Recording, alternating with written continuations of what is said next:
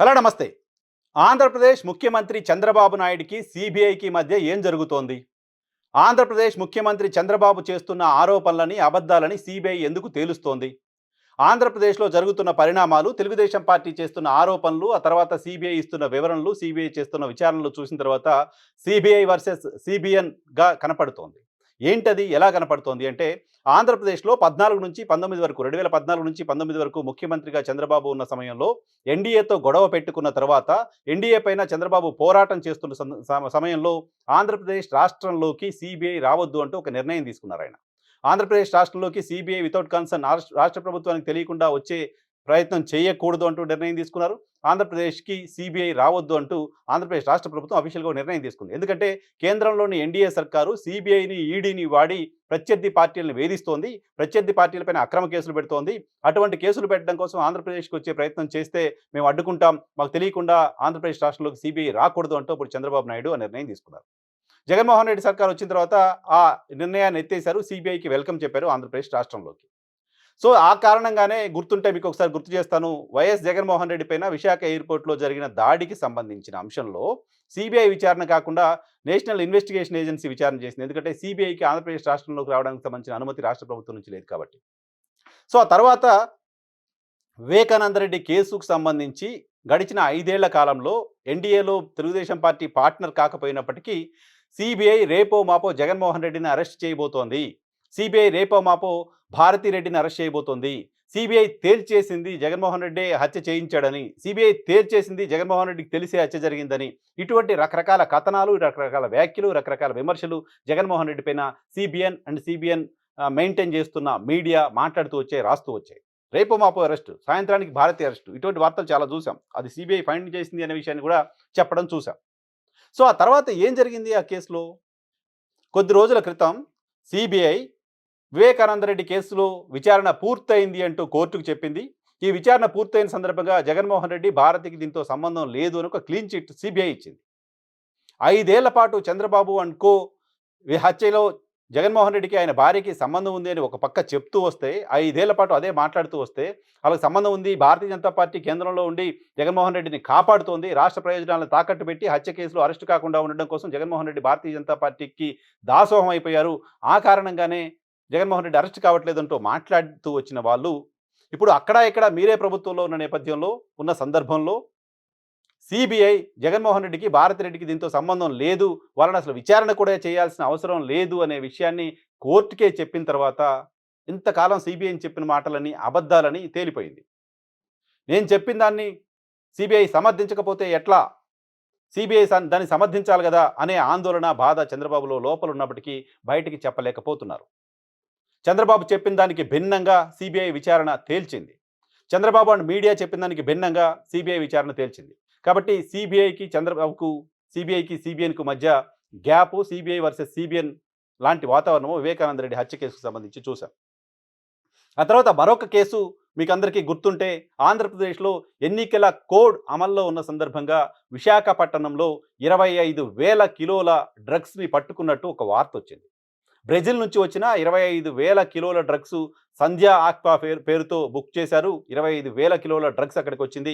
ఈ drug mafia వెనక అప్పటి వైసీపీ నేత విజయసాయిరెడ్డి, వైఎస్ఆర్ కాంగ్రెస్ పార్టీకి సంబంధించిన నాయకులు, ప్రభుత్వంలో పెద్దలు వీళ్ళంతా ఉన్నారు. కేంద్రం నుంచి కొంతమంది అధికారులు వచ్చి ఈ డ్రగ్స్‌ని తనిఖీ చేసి పట్టుకున్నారు.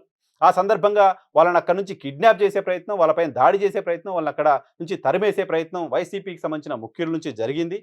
25,000 కిలోల విలువైన డ్రగ్స్‌ని తీసుకొచ్చి, ఆ డ్రగ్స్‌ని ఇక్కడ అమ్మి, ఆ డబ్బులు వస్తే ఆ డబ్బులతో ఉత్తరాంధ్రలో మొత్తం ఎన్నికల క్యాంపెయిన్ చేయాలని వైసీపీ ప్లాన్ చేసింది. ఇవన్నీ తెలుగుదేశం పార్టీ నేతలు, Telugu Desam party media, even Chandrababu Naidu కూడా మాట్లాడడం చూసాం.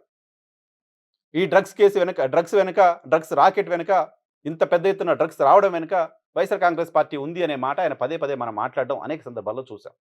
దానిపైన సీబీఐ విచారణకేశారు. సీబీఐ విచారణ తేల్చేసిన ఆ తర్వాత అసలు అవి డ్రగ్సే కాదు అని తేల్చింది. అసలు అది డ్రగ్సే కాదు, దాని వెనక ఎవరున్నారనే విషయం పక్కన పెడితే ఆ 25,000 కిలోలు అసలు డ్రగ్సే కాదు అనే విషయాన్ని సీబీఐ తేల్చింది. అర్రే 25,000 కిలోల డ్రగ్స్ వచ్చిందని చెప్పాం, దాన్ని అమ్మితే డబ్బులు వస్తాయని చెప్పాం, ఆ డబ్బులని ఉత్తరాంధ్ర ప్రాంతంలో ఎన్నికలకు ఖర్చు పెట్టబోతున్న వైసీపీ అని చెప్పాం. ఇప్పుడేమో సీబీఐ వచ్చి అసలు అవి డ్రగ్సే కాదని తేల్చేసింది. మన పరువు పోయింది కదా. సీబీఐ ఎందుకు మనం చెప్పినట్టు వినట్లేదు? సిబిఐ ఎందుకు మనకు వ్యతిరేకంగా ఉంది అనే ఆవేదన మళ్ళీ చంద్రబాబు నాయుడులో బహుశా ఉండొచ్చు. ఆ పర్టిక్యులర్ ఇష్యూలో కూడా సిబిఎన్ వర్సెస్ సిబిఐ యాక్టివిటీ మనకు కనపడుతోంది. దాంతో పాటు మీకందరికీ గుర్తుంటే ఆంధ్రప్రదేశ్‌లో ఆలయాలపైన వరుసగా దాడులు జరిగాయి. ఆంధ్రప్రదేశ్‌లో ఆలయాలపైన వరుస దాడులు, పిఠాపురంలో దేవతామూర్తుల విగ్రహాలకు అపచారం, వీటన్నిటిపైన కూడా ఆంధ్రప్రదేశ్ రాష్ట్ర ప్రభుత్వం అప్పటి జగన్మోహన్ రెడ్డి సర్కార్ సిబిఐ విచారణకు ఆదేశించింది. సిబిఐ విచారణకు ఆదేశించాలనే డిమాండ్ తెలుగుదేశం పార్టీ చేసింది. దీని వెనక వైసీపీ నేతలే ఉన్నారు, దాడులు చేయించారని చెప్పింది. సో, మొత్తం సిబిఐ విచారణకిస్తే వాస్తవాలు తెలుస్తాయని చెప్పింది. అనేక ధార్మిక సంఘాలకు సంబంధించిన నాయకులు కూడా దానిపైన మాట్లాడారు. ఆ తర్వాత ప్రభుత్వం సిబిఐకి ఇచ్చింది. కేంద్రంలో అధికారంలోకి మూడోసారి భారతీయ జనతా పార్టీ వచ్చింది. కేంద్రంలో భారతీయ జనతా పార్టీతో, రాష్ట్రంలో భారతీయ జనతా పార్టీతో తెలుగుదేశం కాపురం చేస్తోంది. అక్కడ ఇక్కడ ఎన్డీఏ సర్కార్ ఉంది. ఆంధ్రప్రదేశ్‌లో దేవాలయాలపైన దాడులకు సంబంధించిన అంశంలో సిబిఐ ఇప్పటివరకు ఏం తేల్చలా. ఆ కేసు ఏమైందో తెలీదు. నిజానికి అది విషయాన్ని తేల్చి దానికి వైసీపీ నాకు సంబంధించిన నాయకులకు ఇంకెవరికో ఏం సంబంధాలు ఉన్నాయో తేల్చాల్సిన అవసరం ఉంది. ఆ విషయాన్ని సిబిఐ తేల్చలేదు. తేల్చమని అడిగే ప్రయత్నం సిబిఎన్ కూడా చేయట్లేదు. ఎందుకు సిబిఎన్ ఆ ప్రయత్నం చేయట్లేదు? భగవంతుడికే తెలియాలి. తాజా ఎపిసోడ్‌లో సుప్రీంకోర్టు ఆదేశాలతో సిబిఐ అండర్‌లో, సిబిఐ పర్యవేక్షణలో ఒక సిట్ ఏర్పాటైంది. తిరుమల లడ్డు కల్తీ అంశానికి సంబంధించి.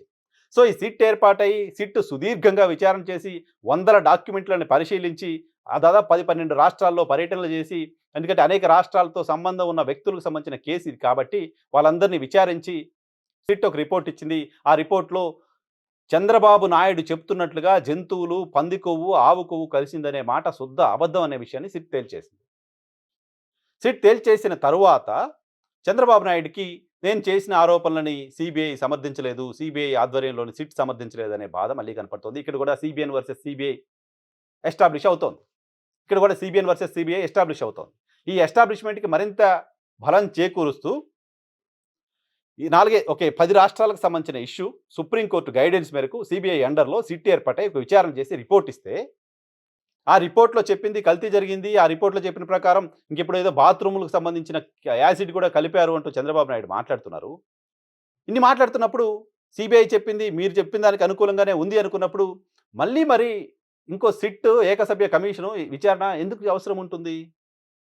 అంటే ఇక్కడ కూడా చంద్రబాబు నాయుడు చెప్పింది తప్పు అని సిబిఐ తేల్చేసింది. తేల్చింది కాబట్టి సిబిఐతో నేనేదో ఒకటి తేల్చుకోవాలనుకుంటున్నారు ఆయన. అందుకోసం సిబిఐ చేసిన విచారణతో, సిబిఐ అండర్‌లో జరిగిన విచారణతో సంబంధం లేకుండా ఇంకో సొంత విచారణ వేయాలనుకుంటారు. 4, 5 రాష్ట్రాలకు సంబంధించిన అంశం పైన విచారణ, పైగా సిబిఐ లాంటి ఒక సంస్థ చేసిన, సిబిఐ అండర్‌లో సంస్థ చేసిన విచారణ కాదని ఓ రాష్ట్ర ప్రభుత్వం ఒక మనిషితో విచారణ చేయించి మేమేదో తేల్చేద్దామని అనుకుంటుందంటే వాస్తవం ఏంటో అర్థమవుతుంది కదా మీకు. సో, ఈ దేశంలో ఇప్పటికీ కాస్తో కూస్తో క్రెడిబిలిటీ ఉన్న సంస్థ. భారతదేశంలో అత్యున్నత విచారణ సంస్థ సిబిఐ. దానిపై రాజకీయపరమైన విమర్శలు ఉండొచ్చు. కేంద్రంలో అధికారంలో ఉన్నవాళ్ళు దాన్ని దుర్వినియోగం చేస్తున్నారు అటువంటి విమర్శలు ఉండొచ్చు.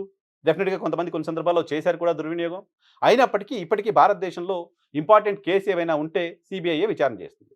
అటువంటి సిబిఐ అనేక సందర్భాల్లో ఆంధ్రప్రదేశ్ ముఖ్యమంత్రి చంద్రబాబు నాయుడు అండ్ కో చేస్తున్న ఆరోపణలని, అబద్ధాలని స్పష్టంగా తేల్చేస్తోంది. పైగా గతంలో చంద్రబాబు కేంద్ర ప్రభుత్వం అండర్‌లో సిబిఐ పనిచేస్తుంది కాబట్టి జగన్మోహన్ రెడ్డిని కాపాడుతుంది అన్నారు. సో, ఇప్పుడు ఆంధ్రప్రదేశ్‌లో జగన్మోహన్ రెడ్డితో బీజేపీకి సంబంధం లేదు. ఆంధ్రప్రదేశ్‌లో భారతీయ జనతా పార్టీతో కాపురం చేస్తున్నారు మీరు. ఢిల్లీలో భారతీయ జనతా పార్టీ మీతో కాపురం చేస్తోంది. మీరంతా కలిసి ఉన్నప్పటికి కూడా సిబిఐ వాస్తవాలే చెప్తుంది అని అనుకోవాలా? సిబిఐ వాస్తవాలు చెప్తోంది. చంద్రబాబు చెప్పిన అబద్ధాలని తేల్చేస్తోంది. సో, చంద్రబాబుకి అండ్ సర్కార్‌కి సిబిఐ చేష్టలు, సిబిఐ మాటలు, సిబిఐ విచారణలు కాస్త ఇబ్బందిని కలిగిస్తున్న వాతావరణం కనపడుతోంది. మొత్తంగా నేను ఒక 4, 5 ఇష్యూసే కోట్ చేశా. చాలా ఇష్యూస్ ఉన్నాయి. చంద్రబాబు చేస్తున్న ఆరోపణలని సిబిఐ అబద్ధాలు అని తేల్చినవి. కాబట్టి చంద్రబాబు చేస్తున్న ఆరోపణల విషయంలో సిబిఎన్ వర్సెస్ సిబిఐ తరహా ఇంప్రెషన్ కనపడుతోంది.